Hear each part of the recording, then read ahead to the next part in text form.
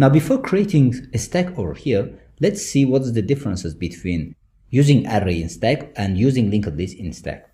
So when we are using array, the advantage is it's very easy to implement. So when we are using array, we can easily implement all operations that we discussed in easy way.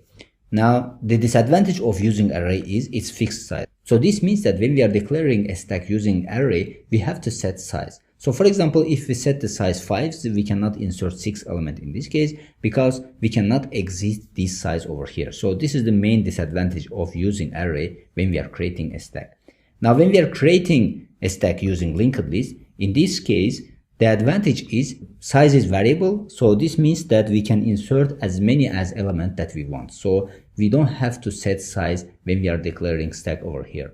So this is the main advantage of linked list.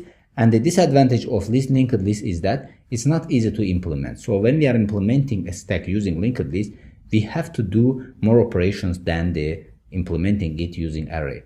So the implementation is not easy as it in arrays. So these are the main differences between using array and linked list.